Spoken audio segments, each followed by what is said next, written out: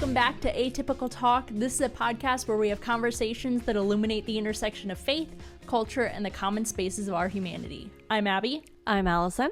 And I'm Joel. So our opening question today is, aside from working at Bridgeway, you can't say Bridgeway and get brownie points, what is the best job you've ever had and why? I just like the presumption that it's already the best job you guys have ever had. So I love that. I said for brownie points. Working assumption. Yeah. Well, for me, I worked as a volunteer coordinator at a hospice organization.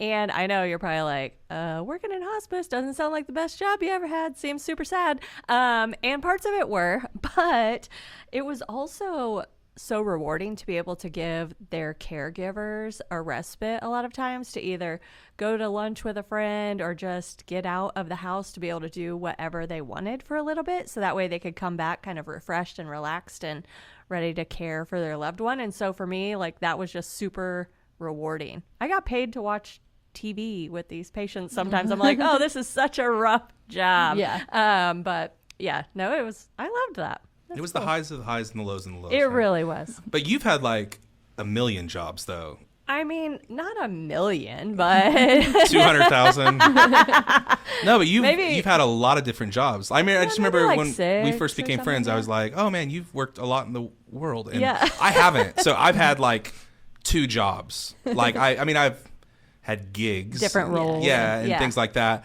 But when I was in high school, when I started playing music, and we weren't good enough to be a garage band, we were a basement band, and so I took a job working at a local church's daycare from 3 to 6 Monday through Friday. So I came right from school, and I was Mr. Joel for 3 hours. And it honestly was such a great job. I worked with really cool people. I got to hang out with kids. I got there, and from 3 to 3:30, they were still taking their nap. Love that. So I literally like reset my life in my mind for 30 minutes sitting in a dark corner just chilling while they were taking a nap. Woke them up, took them to have a snack. We went and played. And then the last 30 minutes of the day was when parents were picking them up.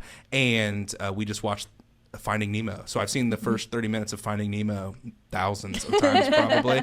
But it was a pretty cool job, and it really helped me cut my teeth and in some kind of ministry in some kind of ways, because I also was in charge of doing a small chapel time for the kids. So we would sing songs and silly songs and do a Bible story too. But it was a great job, 3 to 6, low stress most of the time. But Mr. Joel, that was my gig there. And then I just worked in a local church after I graduated college, so I've not worked very many jobs at all. And you've had quite a few. Yeah. What about you, Abby? I've had a handful. I mean, I've worked in an ice cream shop, a pizza shop, and then I had a couple different jobs during college and stuff. So it's been, a handful. But and she's worked in, sorry to cut you off, but you've worked in radio. Yes, I have. Yeah, so that's why she has the radio voice. You guys. She's worked in radio. Yes. I love that. I worked at a couple different radio stations, but my favorite job was probably, thinking back about it, was at the pizza shop, because my boss there wasn't the best, but he always gave me pizza to take home. Like, I never cooked any of the pizzas or anything like that. I just waited tables, but he always made sure, he was like, he could never remember how many siblings I had. He'd be like, how many siblings you got? Okay, I don't blame him. He probably also thought you were just all like starving to death. There's so many kids, they gotta be hungry. He was like, I'll make you a couple pizzas, take it home to your family. And it was a dream for someone who's addicted to garlic, because everything we cooked there was made with garlic, and it was amazing. And some of the best pizza I've ever had, but they're closed down now. So that's sad. It is kind of interesting though, in a couple of your jobs, like ice cream and pizza, like, you're making a lot of people happy in those jobs. Like, it should be pretty happy jobs there, ice cream and pizza. You'd think so, but everyone likes to yell at people. Tis the public. Yeah. But no, I enjoyed that job for the most part and loved getting free food. So I always feel like I missed a part of my human development because I never worked in a restaurant. Or fast food. Yeah, it should be like a requirement of adulthood. I feel like there's something missing in my personality and maturity because I never had to like wait tables and balance all these kind of different things. It does give you there's a lot of learning experience that comes in dealing with the public and angry customers, and there's lots of life skills in working fast food, you guys. Yeah, there absolutely a requirement of adulthood. You heard it here first. Our first topic today is I haven't been the same since. This TikToker was shocked to find out that Buc-ee's pays janitors the same wage as her office job. Why the demand for blue-collar work is soaring. This is a Yahoo Finance article by Vijesh Razinghani. TikTok user Roxy Abernathy learned that Buc-ee's gas station pays its restroom janitors the same hourly wage as she earns as a case manager. I haven't been the same since, she says in the video, which has garnered more than 55,000 comments since she posted it. In her video, she shows a sign that lists starting wages at Buc-ee's. Restroom crew make $18 an hour to start, and food service and car wash employees make $19 an hour to start.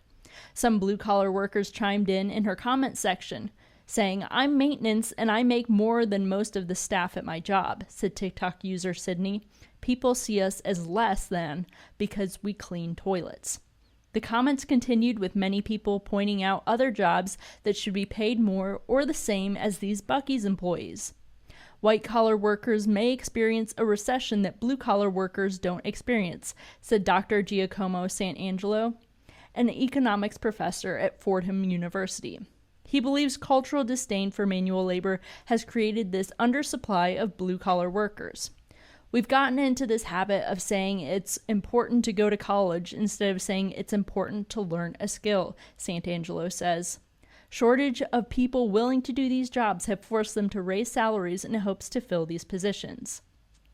So did finding this out about Buc-ee's surprise you as much as this TikTok user? Yeah, for sure. Truth be told, I've never been to a Buc-ee's. I was mentioning off air just a couple of minutes ago that I read Buc-ee's a lot and I thought it was called Boussays or something like that. I'm glad I never said that publicly until now on the podcast. Because it's so fancy, yeah. Anyway, I don't know too much about it. I know that people are huge fans, and it does surprise me because this is, not the trend when it comes to the white collar, blue collar thing, and the way that many of our industries in the West, many of our companies are set up. And so it's surprising. I'm like, something about it, like, I'm like, oh, that's so cool. It feels upside down. It feels a little like the kingdom of God stuff that Jesus was always on about, of like what you would expect and where you don't think there's dignity. Here's dignity, and here's what God's really after. It just sort of like lines up with that kind of story and narrative that I'm drawn to. But yeah, I am surprised, and I would love to hear what the naysayers would even say about this model, because so often, even when there was a fight over paying people that work in fast casual, fast food, whatever it's called now correctly, of saying, well, you can't pay them $15 an hour because your Big Mac's going to cost now $10 and we're not going to sell anything. And the reality is that most of those wages were raised, and some of the prices of food were raised, but people are still eating it and they're still going. It just is just upside down a little bit. So I'm surprised by it. I'm intrigued by it. And I think it's a cool thing to see. Yeah, it's interesting because, a lot of times we push college, and I'm, guilty of this. I have a daughter who just graduated college, and I have one that's going to be going next year. And, it's one of those things where you're like, hey, you have to figure out where you're going to go. You have to figure out where you're going to go. Well, instead of pushing the, hey, do you want to be a hairstylist? Hey, do you want to be a welder? Hey, do you want to go into this skill or this trade? And, so it's interesting because, even when you're applying for jobs, a lot of them require some sort of degree, whether it's a bachelor's or a master's, and then the pay is still oftentimes not equivalent to all of that schooling and the education that you've gone to get. I've seen many a job opportunity in my other careers, as you mentioned earlier, where the position will require a master's degree, and then it paid like $13 an hour. Well, that is not equivalent to a master's degree, kind of a thing. So I love that it's upside down, because I think a lot of times we put stake in getting these degrees and then we don't pay that equivalent. So I'm here for it. Yeah, and I grew up in a family where I was the very first Larison in my family to get a college degree, to go to college. And it was really important that I went to school, because my mom really wanted that. My dad really wanted that. Me too. And it was a great experience for me. But I love how the article framed it a little bit, where the idea was the goal was not just going to college. It was, thinking about having a skill, learning a skill. And I would love the language to shift from the goal being college, but like maybe college is a tool so that we can learn a skill. And it's not the only tool that's out there. And college is not for everyone. No. I mean, I have so many friends and buddies that went to school for something that they're not doing anything with it now, or they're honestly hamstrung by the debt that came from it, and they're not making a wage that can really put a dent in it. So I love that it seems like there's a cultural conversation about widening what it looks like post high school, and it's not like a one size fits all in that way, because our culture is just so much more interdependent than I think we realize it. Like for our society to work, we need people in all different kinds of jobs, working in all different kinds of places, because we need each other. Paul, writing in 1 Corinthians, he uses this illustration to these followers of Jesus in Corinth who are fighting and bickering, and there's all this drama.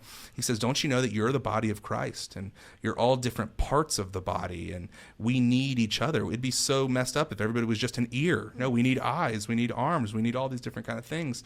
And even though the context there he's talking about the local church, I think it just points us to the wider picture that we need each other, and no one's actually more important than anyone else. And I think so often the way that our society is structured, it plays into, well, if you're this level, then you're more important than that person. They're just hourly, or they're just cleaning, or they're maintenance. And man, anything that we fall into as a people, as a culture that pushes against that kind of you're just this and pushing away dignity from people, I think is interesting. Yeah. Well, I've never been to a Buc-ee's, but I hear they're ginormous. So I can only imagine the size of the restrooms. Oh, yeah. And I just think they probably deserve a lot more money than that, I'm guessing. I mean, I've been in a couple different Buc-ee's, and they're huge and incredibly well run. And like, people will say that they literally go to stop at a Buc-ee's just to use the bathroom because they have some of the nicest gas station in quotes bathrooms that you'll ever come across. I mean, it's basically every bathroom is its own room, and you don't have those terrible stalls that you can see. Road trip. Take a road trip, drink a bunch of Mountain Dew, and we'll just take I've seen they have like Buc-ee's swimsuits and everything. Yeah, like, I mean, it's a whole store and everything. It becomes your personality, I feel like. Yeah. So I think they do deserve to get that pay just because, especially some place like that that's so well run and has so high expectations for their employees. I mean, if you're going to have those high expectations, you have to meet it with a salary that matches. Agreed. So do you guys think that there should be more equality between manual labor jobs and office jobs, like office jobs that are requiring like a bachelor's degree or a master's degree? Oh, man. Yes. Yeah. I actually did a little bit of research into this because I think this is something that nobody talks about, but it's gone out of control in probably our parents' lifetime, even to today. So just the ratio of pay, the disparity of pay between people at the top of the organizational structure to people that are entry level into whatever organizational structure that we're in. So actually in 2021, so this is coming to the end of the COVID era, the way that we knew it, the ratio of CEO to hourly or typical worker compensation was 399 to 1. Under the realized measure of CEO pay. And that's without understanding bonuses and incentives like that. 399 to 1, 400 to 1, basically. What's fascinating about that is how quickly that has jumped up and how that's, we think that's just normal, but it's really not. I mean, back to just a year earlier in 2020, it was 366 to 1. So you saw a percentage jump there. But this is all this massive jump from 1965 that was 20 to 1. So there was a time in our parents' lifetime where, yes, they made more money, but it was like 20 to 1, which still sounds ridiculous when you actually think about real numbers, right? Yeah. But now you're talking 400 to 1 is the norm. And what happens is somewhere along the line, we just normalize that and say that, well, that's what they're worth, and that's why we can make so much more than this person coming in. and there are some probably economics to, the pay scales and things like that. But to think in our parents' lifetime, 20-1 was, natural. And then 1989, I was, 2 years old, 1989, it was 59-1. So there was even a jump there, but you're saying in my lifetime, so it just seems to be like something that's going off the rails that no one's talking about. And we're just saying, well, that's just the way it should be. And I think it takes people at the top of any organizational structure to be like, just because I can get this salary, maybe I shouldn't, just because we can and the market can afford it doesn't mean that we need to push so hard for this one person to have this massive disparity against people that are entering into the business. And I would love, this would be a really fascinating thing to have like an economics expert or somebody who's more versed in business to try to talk me off of this ledge. Because I'm trying to like understand what I've come to know and understand about the economy of God and the way that God orders things.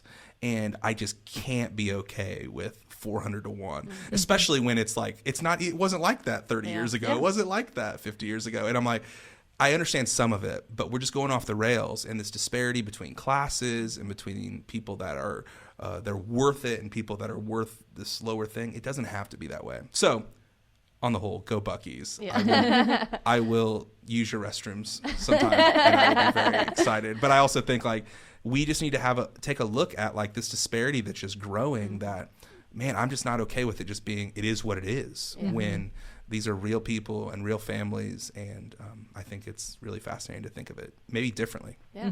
And what could it look like for your turnover or your employees? Like if you paid them a little bit more, paid yourself a little bit less, they're more likely to probably stay. You're going to have less turnover, which, all we hear from people these days is about how like it's hard to find people. Well, you've got people, treat them well, while you have them, and then they're more willing to stay. So I think, there's a lot of benefits to it doesn't have to be equal. You have a lot of intellectual property, and you know a lot of things, but like, let's just make it 100-1. Yeah, like I'm just saying, like even that, spread the love out. Spread the love out. Yeah, and that's just, it's a really interesting thing, because like this kind of thinking can trickle into all different organizations and to churches or something, and nonprofits, and you hear these kind of things, and I just know it's been something that, just because it's normal, as we were even the beginning of starting Bridgeway and we were structuring salaries and all that kind of stuff, like we weren't playing by that's just what's normal, so Joel should get paid 500 times more than anybody else. Like, that's just not the way that it worked out. And you know what? God's been faithful and kind, and we want to do right by everyone. And so there's just these things that I'm like, man, we should just be asking these questions. Why is it growing like crazy? And why is there this disparity between middle class and the top of the food chain the way that it is? Because it's not always been that way. Yeah. So I think it's a fascinating conversation, as you could probably tell from my passion. Yeah. So our second topic today is a Baptist News Global article by Mallory Chalice titled, "Maybe There's a Hidden Message in Fall Out Boy's Cover of We Didn't Start the Fire." We Didn't Start the Fire by Billy Joel was first released in September 1989 and covered historical events between the years 1949 and 1989. On June 28th, Fall Out Boy released a new version of the song that covers news events from 1989 to 2023. They call this new version a system update. Some fans complain that the events aren't listed in chronological order like they were in the original song, but one notable change to the lyrics is in the chorus. The new chorus reads, "We didn't start the fire. It was always burning since the world's been turning. We didn't start the fire. No, we didn't light it, but we're trying to fight it." While Billy Joel used past tense at the end of his chorus, "We tried to fight it," Fall Out Boy uses present tense, "We're trying to fight it." The author of the article says this sentiment carries with it a hope for listeners that our efforts to bring about change in the world amid the insane news headlines published every day are contributing to the fight for a better world. We're not giving up, nor are we allowing the news to overtake us. Between numerous news sources and social media, our understanding of what's happening in the world can get muddled. Although there will inevitably be more overwhelming news to be reported and published for the rest of history, our generation's fight for change might one day be a positive verse in future renditions of Billy Joel's iconic song. So what did you guys think of the song and their lyric change? I'm just disappointed that they took out the greatest lyric. Rock and roller cola wars, I can take it anymore. No, I have core memories of like being in elementary school and us like learning about history through this song in a music class, and it was awesome. But no, I think this sentiment is awesome. I think it's cool that they got permission from Billy Joel to do this and to make it work, but I think it's creative. And of course, I love the lyric change. I come on, like, I am a person who believes in the resurrection of Jesus and hope, and that the world doesn't have to be just as we've seen it, and it's more malleable than we ever dreamed it to be. So I love changing it from the passive like we tried to we're trying to, because that's the work that I'm up to, and that's the work that God's up to, and I want to work towards things getting better and not just folding my arms from the sidelines, but getting my hands dirty and making the world better for everyone. So, man, yes, I'm all about it. I don't really like Fall Out Boy, but like they've made it to my playlist because of this. I think it was a creative idea, and I love the sentiment. It lines up with how I want to see the world, and when I have those darker days, it's the kind of thing that can push me to, there's more to this, and let's keep in the fight. It's worth it. It reminds me of the scene from a great TV show from Aaron Sorkin, who created The West Wing. It's called The Newsroom. It was on HBO from like 2012 to 2014. And they're discouraged because they feel like they just can't make a difference with their work, and they want to make the world better, and they can. One character is encouraging this discouraged person, saying, hey, you need to remember you're in a boat, and there's a hole in the boat, and water's pouring into the boat, but you've got a bucket every day, and you keep using that bucket to get water out, and that's your role. It's going to be hard, but you keep working at it. And this sentiment of, we're trying to fight it is just a great example of like, no, let's stay in the game, let's stay in the fight, let's encourage each other to keep working to bring the up there down here, because we know that's what God's doing. Yeah. I mean, the world's not over. So it's not like we tried, it didn't work, and so we failed. We're just throwing our hands up. Like, that's what I love about it. It's, I mean, obviously, Joel talks about like the hope that it gives and all of that kind of thing. So like, big fan. But yeah, the other lyric, it just makes it sound like, well, we gave it our best shot. Didn't quite work out. It wasn't our fault. Yeah. We didn't start the fire. You know what I mean? Like, hope, So no, I'm a big fan of the change. I love this song just because it covers all these historical events that happened during my lifetime. Yeah. The old one, I'm like, I wasn't around for any of I this. don't know those things. Chairman Mao, what? No, but I love this song. So what do you guys think about the authors saying that the news can become jumbled and overwhelming? Yeah. I mean, we're drowning in information, and now in an era where we're trying to determine truth, and there's this whole notion of fake news and news that's got a ideological bent, and so you're not trusting it based on your ideological bent. It reminds me, I heard this quote. This is not a Joel original at all, but I thought it was so fascinating just to describe this cultural moment. I think where it's attributed online right now is E.O. Wilson, who I don't know who E.O. is, but great initials. He says this: we are drowning in information while starving for wisdom. And you think about how we are, hit with so many messages and so much what's true, but we're starving for wisdom to understand how to sift through it, how to make sense of it all. And so I do think that the way that our phones are impacting us, and social media and news and influencers are all jumbled up. Yeah, it's confusing, and it can lead you to despair or that notion of throwing your hands up in the air, like, well, it's all going to hell in a handbasket, and we didn't start the fire, kind of thing. So yeah, I think that's something that we all struggle with, and it'd be easier just to go to happynews.com every day and read about puppies or something great instead of what's really going on in the world, which can be confusing and complicated and challenging. So I totally agree. Decades and decades ago, obviously, you sit around a TV, the news was only on a couple times a night. That's when you got your information, or the newspaper in the morning. But now, we get news alerts on our phone constantly, and by the time that we try to process the first one that has come across our screen, another one is already coming up. So I think a lot of times we just... And conflicting messages sometimes, and so right? we just don't even know what to do because we have so much information that then we just get paralyzed and we do nothing, or we process nothing, and we just kind of become desensitized to all of the alerts. I mean, to the fact that there's still like wars going on in parts of the world, but like right now we're so just focused on what we're doing because we can't process that because there's just so much happening that we just, Yeah, stop thinking our about attention span is also So lessened small. so much.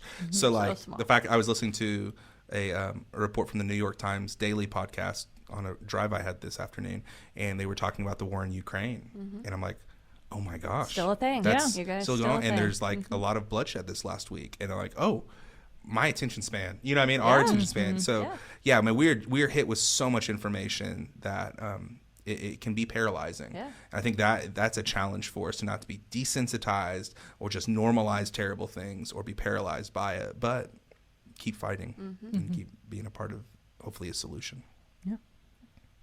So on the topic of Billy Joel, Fall Out Boy, all of that, if you could see any band or artist live that no longer tours, who would it be? I'm pretty sure I know Joel's answer.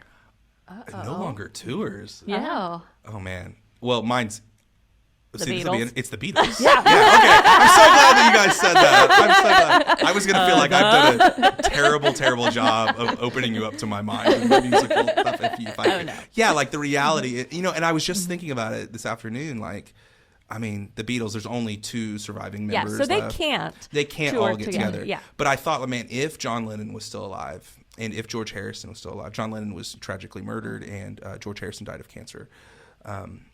It would be the most incredible thing because so many bands of that era, even bands later, they're doing like these tours where they play like an album all the way through. Yeah. And I'm like, could you imagine if like the Beatles were doing Sgt. Pepper's and the Lonely Hearts Club Band like all the way through and they were all alive? Yeah. And I mean, it could have been the coolest thing. And it's amazing just the impact that they still have on popular culture. And, they were only a band, like they only made records Short for like time. 5 years. Yeah. It's amazing to me. But yeah, number one, it would be the Beatles. The second one for me would be Led Zeppelin, and they only have 2 remaining members as well.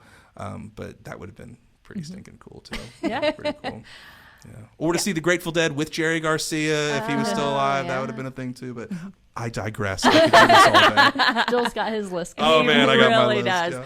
Yeah. No, I hadn't really thought about this for very long, and so I was like, who would I go see? I think if I could kind of go back in time almost, like if I could be a teenager in a different generation, I would have loved to have seen like Bon Jovi in their heyday, like big hair, their hair day? late Yeah, 80s. Yeah, hair day. Anyways, but like when they were super popular, I would not want them to tour now. They're still necessarily. touring now. I I had friends that saw them last year. It's so well, funny. they were that- doing like a movie thing, weren't they? Like in drive-ins or something? I don't know think it about was actual. I don't know. But anyways, I would have wanted to see them then. So let Yeah. me just back up to that. But Living on a prayer, Allison. I really am. But now, if Destiny's Child could just get back together for a little bit, you guys, I would be all in. They could make it some would be money. embarrassing. That's They what I was really thinking. could. It They would could make make some so money. much They money. Because on a Beyonce's tour gonna that. she's gonna make a ton on this Yes, current. She's on like her gonna own. because Taylor Swift's gonna break the all-time touring record. Yeah. But Beyonce is breaking the old record as well this summer. They're saying Yeah. so and she's just doing it solo. I So can you know. imagine if Destiny's Get back Child? together, you guys. Oh my god. We're here also for sounding very old. That's I also don't. true. I don't care. I am old. Yeah, What about you, Abby? I would do the same thing where if I could go back in time, I'd want to see the Beach Boys when they were Oh, Love popular. Beach Boys, yeah, yes. Because I'm pretty sure I looked it up the other day. The group that currently tours, only one of them is the original. Yeah, I think it's one Yeah, or two. yeah. Yeah. So So- you need to talk to Nico sometime because Nico saw Brian Wilson, who was the brains behind Yeah. the Beach Boys, like That's 5 or awesome. 6 years ago. And said it was kind of sad though because he's really He's really old. old. Yeah, Struggling. yeah, that's the Not thing the same too. thing, It's yeah. like I don't want to go watch a bunch of Now. old people. Yeah. Playing. Like, I want to watch the Beach Boys, the original band. Yes. Yeah, Yeah. That would be but yeah. something. So- I haven't gone to a concert in like a week. This is terrible. You guys are doing Whole week. Oh, Whatever will he do? So our final topic today is a Washington Post article by Naomi Nix and Leo Sands titled "With Threads signups surging past 30 million, Zuckerberg notches a win." It's hard to imagine a better launch for a new social media network than Meta's Threads app, which by Thursday had attracted more than 30 million signups in less than 24 hours. Not only did the platform's user base grow quickly, but it also attracted social media stars and celebrities with the power to generate the kind of buzz that most startups could only dream of. Meta is betting that the large user base and cultural cachet of Instagram will give Threads an edge that other Twitter alternatives starting from zero have lacked. But experts say the company still faces challenges to avoid MySpace-level obscurity for Threads, including developing features that social media power users have grown accustomed to and sustaining a steady flow of content that will keep everyday people engaged. Meta has billed Threads as a positive space where users can tune out the noise. We're definitely focusing on kindness and making this a friendly place, Zuckerberg said late Wednesday. Over at Twitter, Musk attacked Instagram for promoting what he called fake positivity, appearing to lean into the contrast. It is infinitely preferable to be attacked by strangers on Twitter than indulge in the false happiness of hide the pain Instagram, he wrote on Twitter late Wednesday. What are your guys' thoughts on Threads? I'm interested to hear what you think. I downloaded it, I think yesterday or something, just kind of in prep of all of this, just to see.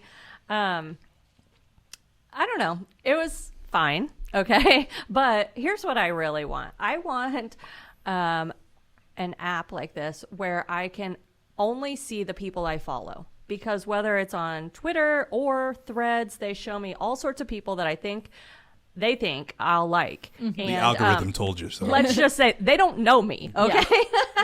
Yeah. It's not like TikTok. Their algorithm isn't working the same, okay? It's different, let's say. But I never want to see what they suggest. I don't know why I can't just have an entire feed of the people that I click the follow button on. Because you'll spend less time on the app that way because there's not as well, many people. I'm not going to spend any time what on it. What I'm saying is, but that's their driving whole me crazy. business plan is to get you to stay on there longer. I get and it. if there's not enough people for you to follow, you don't spend enough time. So they send you people, so it's wasting more of your time. It's maniacal. But now I'm just block. Facebook does the same thing, and like their algorithm is awful. Because last night I got a suggested post for traffic updates in some county in Arkansas. Yeah, I'm like, why do you think I want this? I'm not in Arkansas. See more of this? Nah, bro, nah. Yeah. But so that's my one just kind of critique, and I know that they're working on other things too. Like there's no DM inbox on Threads right now like there is on Twitter and different things. So I know that they're still working on it, but. I don't know. I know Joel uses Twitter way more than I do. I used it, back in the day for a while, but then I just kind of got away from it. It just wasn't wasn't a thing for me anymore. But too much politics, too much arguing, too many hot takes. I don't know. I'll pass.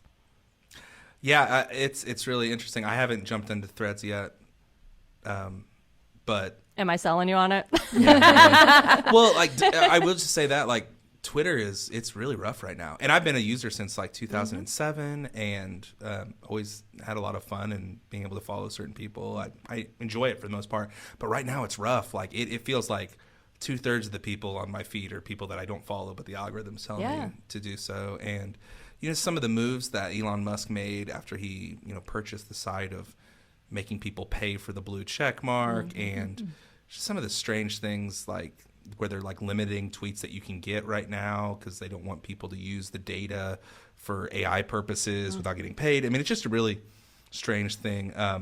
But I'm also not excited about Zuckerberg having more space in my brain too. Yeah. You know what I mean? And it's a weird thing that it feels like culturally people are rooting for Mark Zuckerberg and Meta, which is the largest social media company in the world now with Instagram and with Facebook. I'm kind of just I don't trust any of these guys. You know what I mean? In that kind of a way. Which is probably a good thing. And I will say, I understand the marketing of Threads to make it this happy, positive place, but people bring themselves with them wherever they go. People are going to on Threads or Twitter. I just feel I get that as a selling point, but the more angry our culture is, they're going to bring that with them, and you can't edit that out. And editing out those things are probably not healthy. It's probably not healthy to be divulging those things on social media either, but we're real full people with full scale of emotions. And I do think there should be a place, if part of our lives are digital now, there should be a place online where we can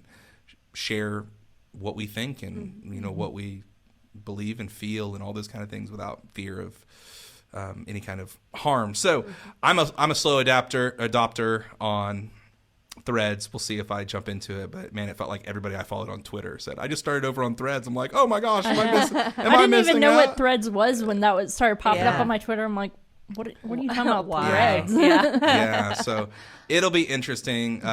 But yeah, like I take maybe, I'll call it a more realist approach, but my wife would probably say more cynical. But like, no, I just think that like with social media, like they're businesses and their currency is our attention and our data.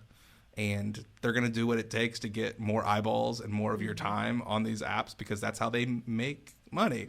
And so like, again, I hope that we can, whatever platform that we use, that they can be things that we can use instead of them just using us, and to not be controlled or mastered by anything, to use a New Testament phrase, whatever it might look like. But it's a strange time when Elon Musk and Mark Zuckerberg are going to basically have a boxing match to see who's the king of the world. Yeah, that's what I was telling Abby earlier is like, I get the concept of Threads, but also because we already have Twitter, like, can we come up with something else? Because this just feels like, those two trying to one up each other, and it's just testosterone and egos, and like, but we already have it. So come on, Mark, like, come up with a different app that we don't already have, and I'll be all on board. But Zuckerberg smells blood in the water because Twitter is such a dumpster fire, and there are people that like the old Twitter, and it's a dumpster fire right now. I know. So there's money to be made. There is. I get it, but I'm just like, we'll man, come on. I'll start my Threads account later this week, and